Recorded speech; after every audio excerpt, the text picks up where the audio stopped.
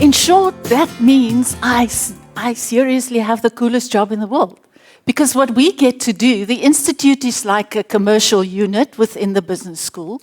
So in one little bit of my life, I teach on the academic program, but in the rest of it, we consult with senior leadership teams and we help them to think about the longer futures of their industry, of their organization. Let us try and have a peek about 10 years down the line, maybe 15, and imagine what the world could look like and what does that mean for our business tomorrow. So what about Wednesday? What kind of new processes do we start? What kind of new strategy do we embark upon? So, cool job. For today, a little bit of climate change and a little bit of food futures. But before we dive in, let us just do the 2-minute version of thinking about the longer futures. All right, so when we think about the longer future, we try to help people to sense what is going on out there. At the Institute, to help people to do this, we have numerous publications that people can sign up for to help with that sensing. So sensing what is going on, those little seeds of change, and I will share a few stats, a few of those seeds with you today. So sensing, and then the sense-making bit. That's where we do the scenarios, and we try to understand how those different things could influence each other and the industry and the organization in the end. And we do all of this so that we can make change, so that we are less surprised by the future. And that is what we try to do. We try to create those spaces where people can have conversations and have free thoughts about all the different things that could maybe happen, identify next opportunities, but also imagine potential risks and plans so that they can be better prepared for that. Right. So what we try to do is create pictures. Pictures of potential futures, memories of futures that could happen going forward. Because our friends in Hollywood is assisting us to create very dystopian pictures of the future. Now, so if I ask you what the world is going to look like in 2035, what your brain will offer is whatever Hollywood has put in there already. So what we try to do is to just bring a little bit of balance. So we say, well, okay, let us just be more realistic, let us see. And then especially bring it back to, okay, so what do we do next week, the week after, so that we can steer clear of the futures that we would prefer not having and steer toward the futures that we prefer having or help to actually make those futures. Right, so 3 assumptions. There's always a range of plausible futures. Wherever we stand in the present, there's a range of plausible futures. Seeds of each of those futures already exist in the present. And we, the people of the earth, we can actually do something. Just like with real seeds, the ones we give water and care for, they are the ones that grow. And the ones that we don't, they are the ones that don't grow. So it's very important to take very conscious decisions as to because those seeds in our worlds and how we have an influence on them are the decisions that we make on a day-to-day basis. It is the processes and the systems that we create or the resources that we choose to allocate or not. And that is going to create the future that we live in and that our children after us live in the next 20 and 30 years.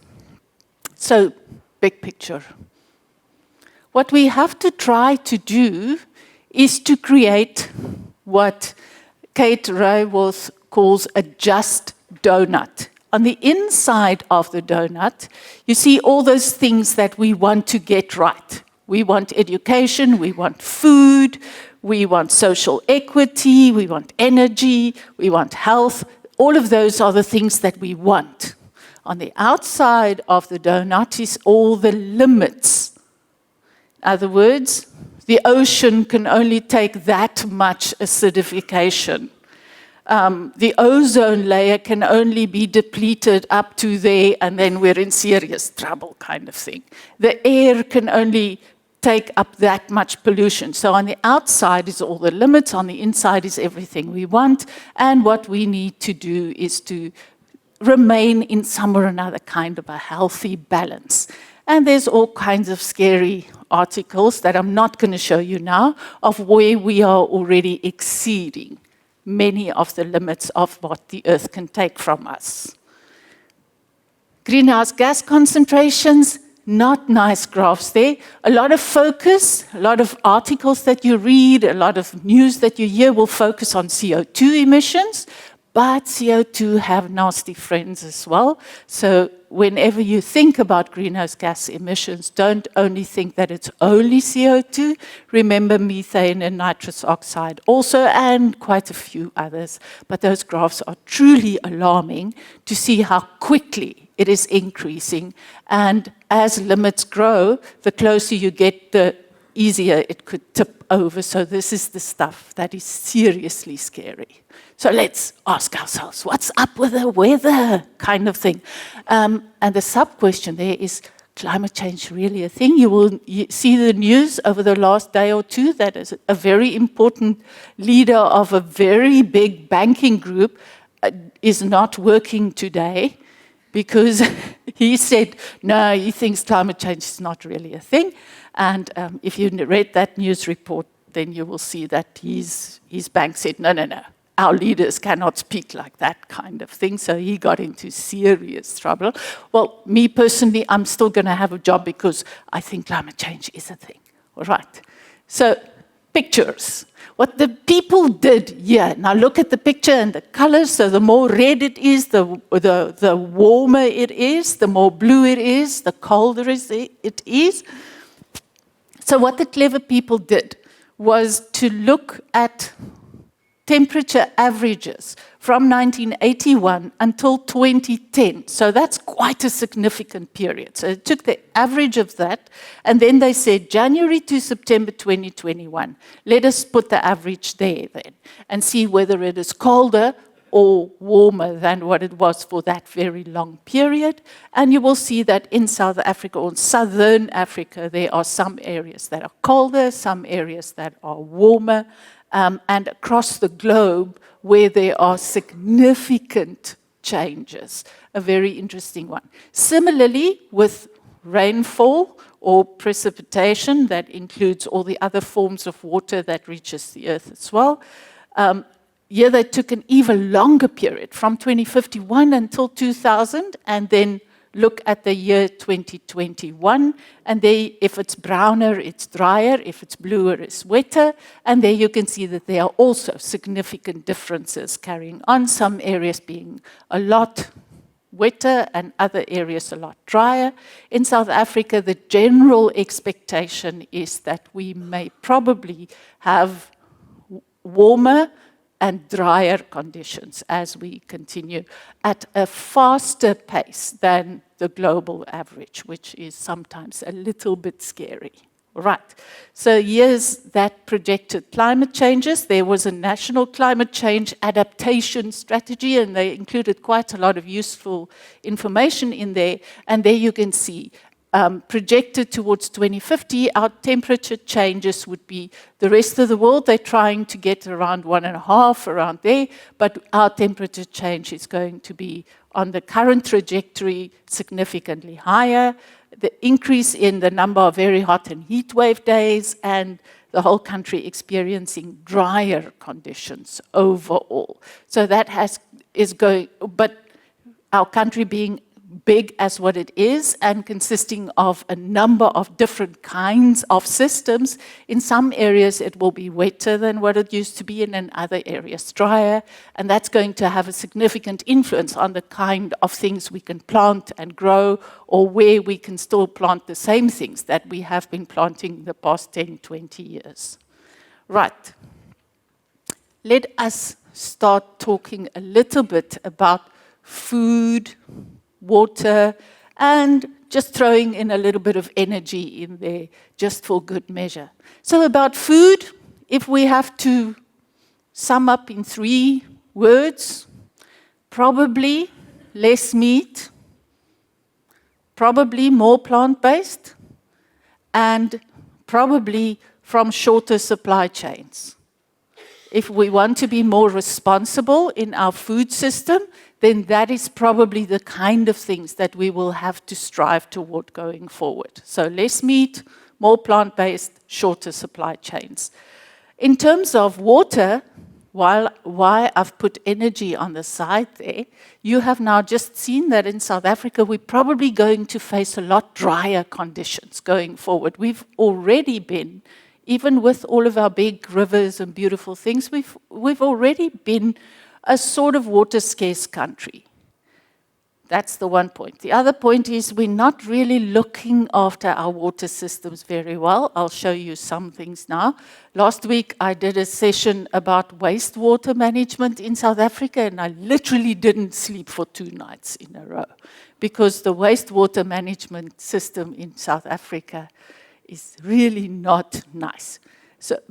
So I've put energy there because we will probably going forward have to make a lot of hard decisions as to, are we going to use available water to cultivate food or to create energy? And then if we do so, how are we going to work responsibly with the water that we have?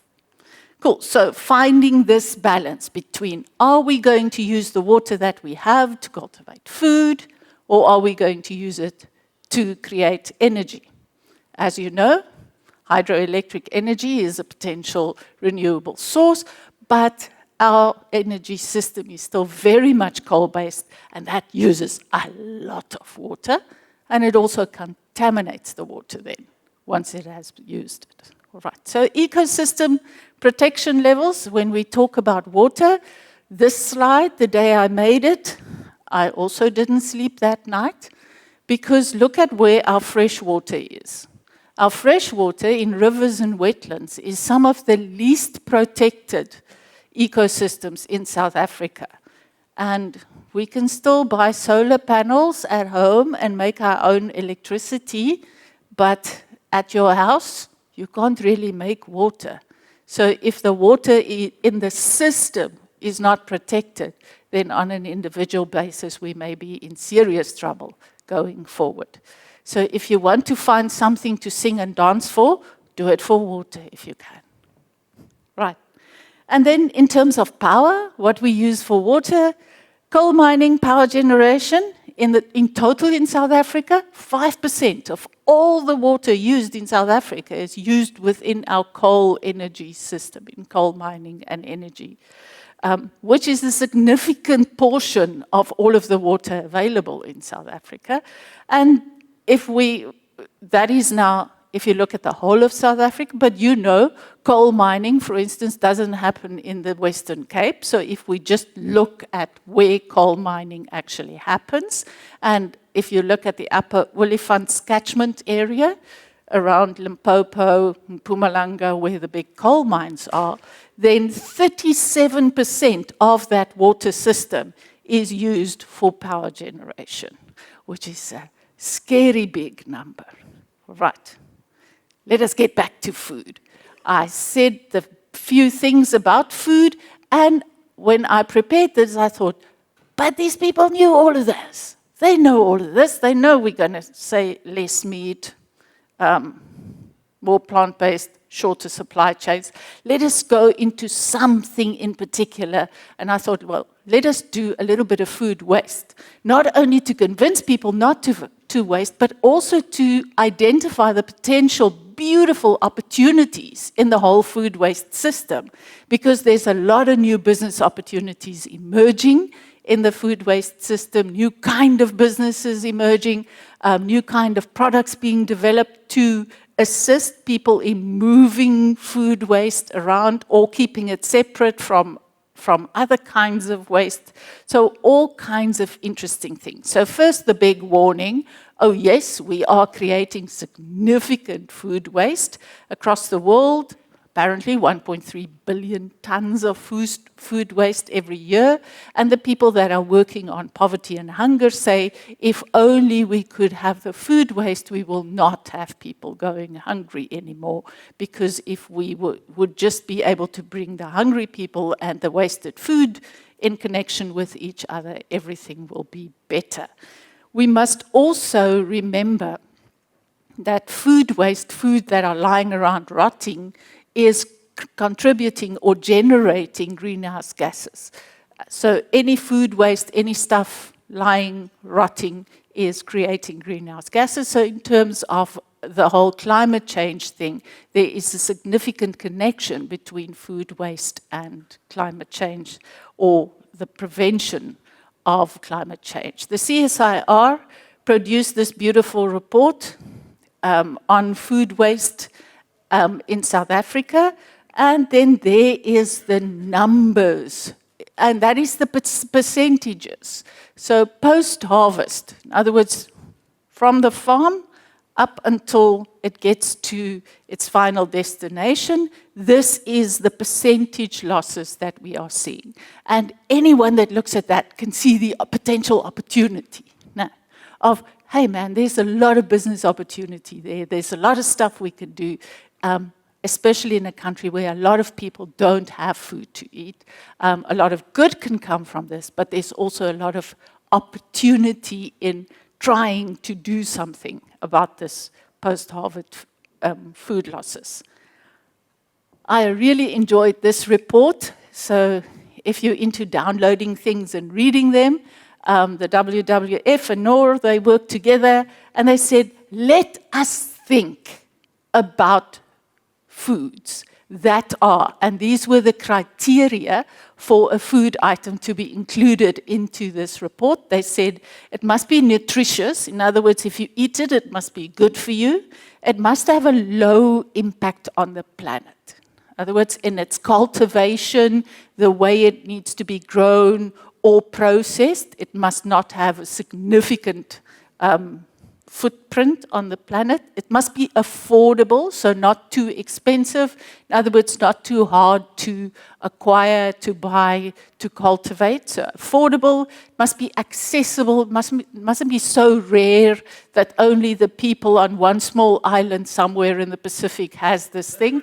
It must at least be accessible, and it must taste good. When I showed this to my boys, they were arguing this taste good criteria. I will show you the 50 future foods now, and then they said, are these people serious? Did they really take this taste good thing serious? But anyway, and they were, of course, very upset about the lack of meat, but then I had to point them to the low impact on the planet criteria that sort of just cancels out all meat production. That is my rendition of their 50 future foods so that it could fit on one slide. So there are all kinds of examples. I'm sure you will maybe at least know one or two of them. But according to them, those are the kinds of foods going forward. Do you agree with my boys about the tasting? These are the kinds of foods that, according to their research, would have a low impact on the planet, be affordable, accessible, easy for people to, and good, nutritious food for people to eat going forward. Right, we must have at least a little bit of a view when we talk about climate, when we talk about food, when we talk about water. There is the Social Progress Index. What it does is to measure on all of those things how we are doing. So the foundations of well-being, our environmental quality. We have a yellow, so it's not that bad, and why it is like that is because in certain pockets, in certain areas of our country, the air quality is extremely bad. And that is around the big industrial areas, the coal mine areas, and those.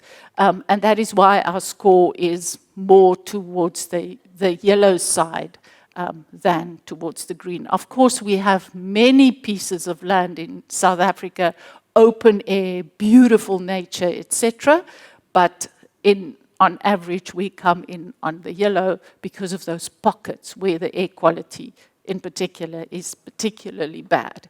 And then if we look at, when we think about food, we score really badly. Out of 168 countries that gets rated on this, we score in position number 112 for nutrition and basic medical care. So nutrition, having access to food, healthy food to eat, and then going along that when we speak about water, we ranked in position number 115 in terms of having access to fresh water or good sanitation services, which is not something to be proud of. I think we can make that better. So, why do we find it hard? Because, I mean, there's all these stats, there's all these things that tell us, so why doesn't it move everybody into action? Why isn't everybody saying, yes, yes, yes, let us just change our ways, let us just do this in a different manner? And when I say this, I'm not discounting all the beautiful efforts. I think in our country, especially in terms of big corporates, they have made significant strides to be more responsible in terms of the consumption and the production of their products, creating beautiful things. On individual level, people are sort of, somebody's probably thinking about this kind of thing. Nah.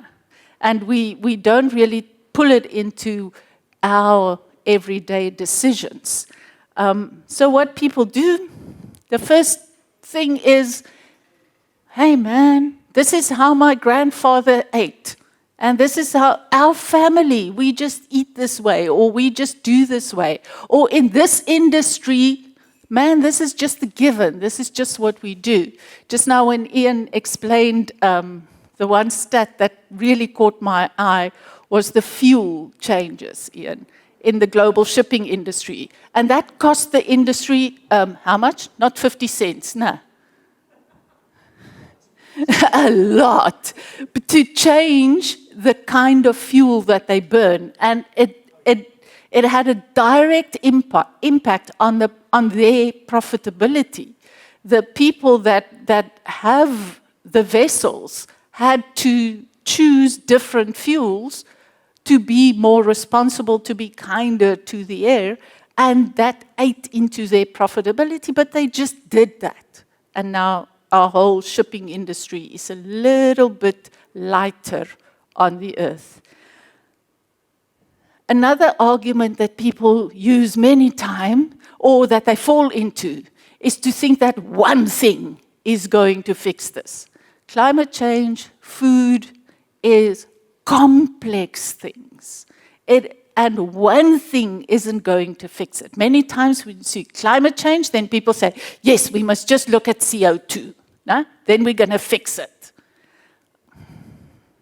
CO2 will be good, but in a complex and adaptive system, we will have to think of many more other things as well. And there isn't this one silver bullet kind of thing that's going to fix all of this.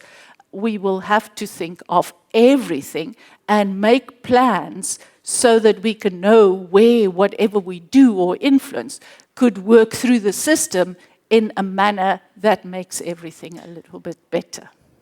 Other obstacles, a lot of research gets done. Beautiful research in organizations, in corporates, in industry bodies, in universities. But guess what? It stays there. It doesn't go into the whole system. People don't really speak to each other. Many times the research is beautiful, but it remains there in silos and pockets, and it doesn't get shared with everybody that needs to know. Another obstacle is this inability, these two look as though they're contradictory, but they're not, because the good research sit in the pockets, and then there's a lot of noise. Now, everybody is a journalist nowadays, and everybody can publish anything anywhere, sort of. So people write stuff, and they cite stuff, and they give stats, and then people say, yeah, I want to read up on this, but But whoa, this is too confusing. This person said it was this much. That one said this. And then they disengage. And then it's too much and they walk away. So we need to marry those two obstacles with each other and find a better way of sharing information, good, trustworthy information that people can actually make decisions on. And then we must remember all of the scary stuff. People design the coolest things. And I selected just a few to share with you. This one, people take the waste from cornflakes manufacturing. So when they manufacture cornflakes, then these little things that look a little bit like popcorn remains. And what they're doing is to compress that and use it in similar instances than when they would have been using a polystyrene kind of packaging, because the polystyrene is, of course, a lot harder on the earth, and this one is as sturdy and strong. It's not edible, so you can't eat the packaging, but it is biodegradable. So if you do throw it away eventually, it is biodegradable. And I just thought it was cool. It looked cool, that thing. And then this one I really liked, because with the coffee culture taking over the world and everybody's drinking lots and lots of barista coffee, that coffee grounds is a significant source of waste nowadays. And this organization created trays for airlines from those coffee grounds. They do something very clever with it, and then they mold it into these trays. And the containers that they have there, the food containers there, is from the wheat bran that remains after processing. They use the waste from the wheat bran things, and there they go. They have the containers, so certain airlines are already buying this. The trays from the coffee grounds and the other containers from wheat bran. And then multiple different organizations are finding some or another source that they could create yarn from and make clothes from. So in the clothing industry, a lot of beautiful things are happening. And this organization, Mitero, what they are doing, they are situated close to a large milk manufacturing place, and obviously there's a lot of milk going sour there, and that is wasted. So they isolate the protein, do something clever with it. So they take the casein protein, and I read the whole chemical thing, but it was sort of... And then they do something clever, and they spin yarn, and from those yarns, they make T-shirts. Isn't that just clever? So a lot of clever stuff can happen from, if we just take this view of there is no such thing as waste. There's only, okay, so what can we do next with whatever we have here in front of us? And in that sense, my money is on people from South Africa, because we are good at making plans. So my money's here. I think we're the cool people. And then what happens now is that a lot of food waste, especially in fresh fruit and fresh vegetables, only the beautiful ones get to make it to the market. And a lot of the less beautiful ones are being discarded.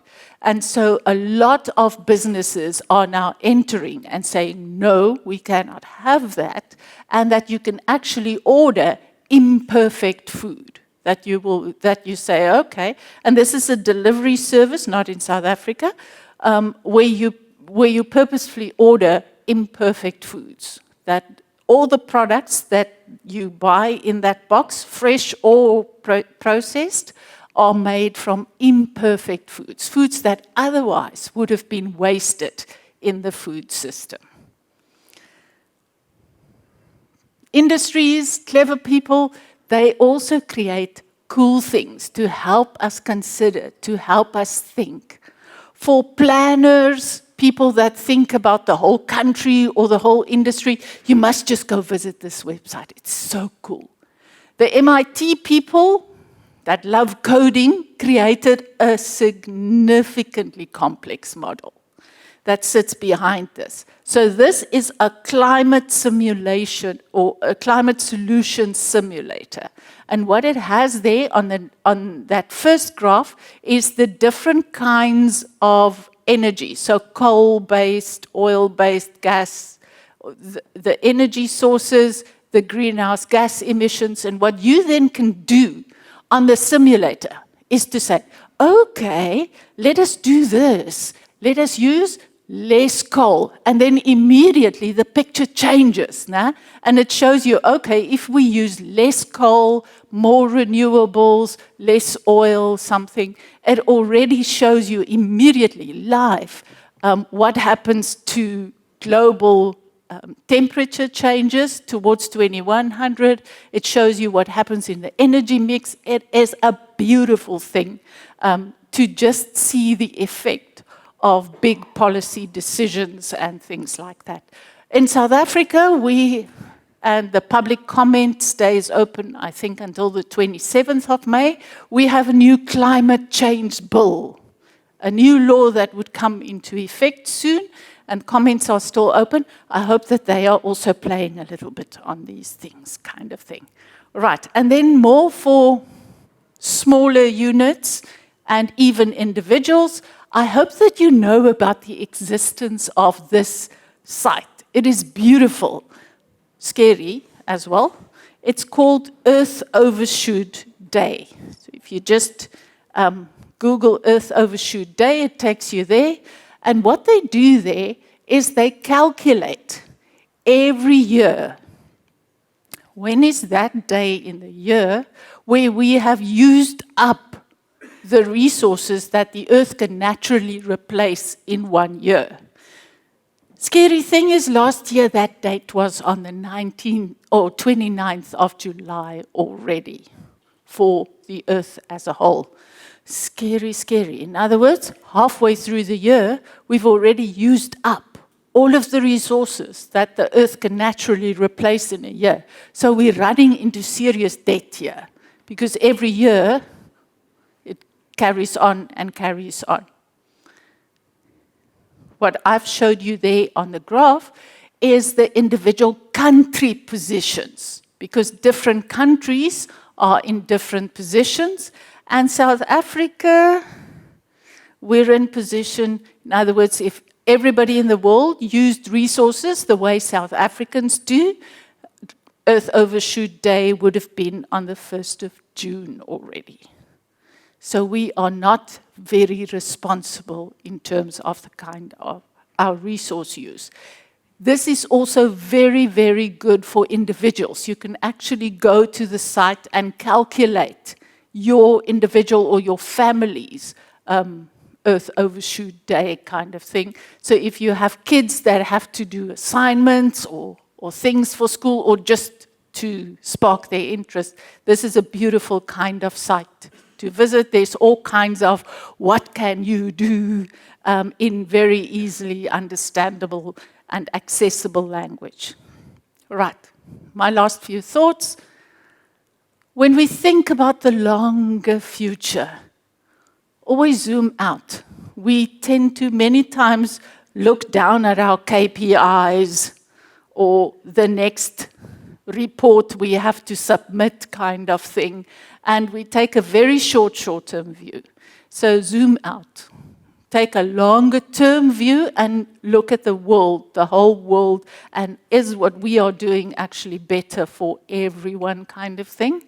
When we think about the longer future, and especially here in South Africa, where we still have a lot of people, so let us focus on humans. When we think about the longer future, we can fall into the tech trap so easily about the next shiny thing that is going to come out and everything's going to be this, that, or the other technology. Let us keep a focus on and ask the next question, what about the people? How's about the people kind of thing? And then, of course, from future studies, I have to sneak this in, assess what will matter next. Design processes and systems and strategies based on what comes next or what could come next, rather than what happened last year or the year before, or anything like that. And when you do, consider the consequences. Because many times we start up a new thing and think, yes, this is going to be beautiful, and then we didn't consider the second and third order consequences. And then sometimes when that happens, it comes back in a complex adaptive system to create exactly the opposite of what we intended with our beautiful initiative. And that's the kind of workshops that we do to help people to think about this. Okay, 3 mindsets for the future. The first is co-opetition. Short whiles ago, we were here to knock out the competition kind of thing. Now, and this is all we're here to do. But co-opetition is growing, and we can learn from each other or help each other up and down the supply chain, and even towards the competition, create stuff together so that we don't duplicate effort, we don't waste resources kind of thing. We'll probably have to start thinking like a chef. If you want to be successful in your career going forward, what we'll have to do is to seamlessly blend our ability to work with other humans and our ability to work with technology. We will have to be able to do this dance between working with available tech and people so that we manage businesses, manage divisions, industries, everything else. And then, of course, we will have to remain eternally curious. Look out the window all the time as to what is growing, what is developing, what are those little seeds, those little dots on the horizon that indicate that something's changing, something new may be emerging, because that's where the next opportunity will sit. And that is all for me. Thank you very much.